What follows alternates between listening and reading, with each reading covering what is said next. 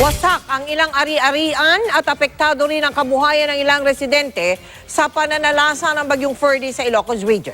Mula sa Lawag, Ilocos Norte, nakatutok live si Cesar Apolinario.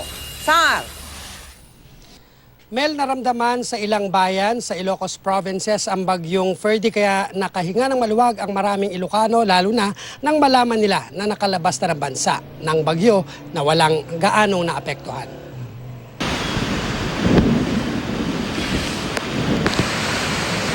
Naglalaki ang alon at malalakas na hangin ang dinala ng bagyong Ferdy sa Kawayan, Ilocos Sur. Ang mga itinayong cottage sa ibabaw ng seawall nawasak dahil sa mga alon. May ilang bahay na ring pinasok ng tubig.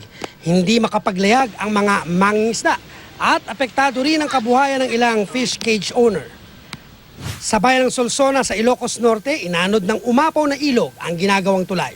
Ilang sasakyan ang stranded kaya ang ilang residente naglakad na lang at pilit pa ring tinawid ang nasirang tulay. Nagpaulan din ang bagyong Ferdy sa Lawag City. Sira ang ilang signage at bahagyaring bumigat ang daloy ng trapiko. Dahil maghapong umulan, dumula sa mga kalye kaya nasangkot sa aksidente ang bus na ito sa La Union. Biyahe pa Maynila ang bus. Overtake daw ang driver pero nawala ng kontrol sa manibela. Kaya humampas sa puno sa gilid ng highway. May 10 sugatang pasahero ang dinala sa ospital habang ang lalaking pasahero na umano'y tumilapon palabas ng bus ay agad namatay matapos humampas sa puno. Plus yung kalsada kaya yun. Umikot ba? Biglang umikot yung bus dito kaya... Pero may kasalubong ba siya? Meron ba siya? Wala naman sir, wala. Si Governor Amy Marcos nakahinga naman ang maluwag sa balitang walang naitalang casualty sa lugar nila.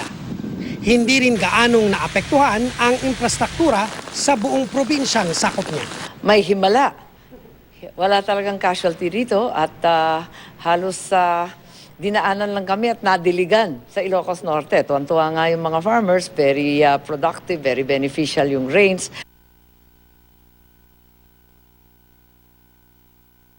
Mel, tinanggal na ang red alert status dito sa buong probinsya ng Ilocos Norte at bukas, Mel, ay may pasok na sa lahat ng antas ng eskwelahan. Mel? Maraming salamat sa iyo, Cesar Apolinario.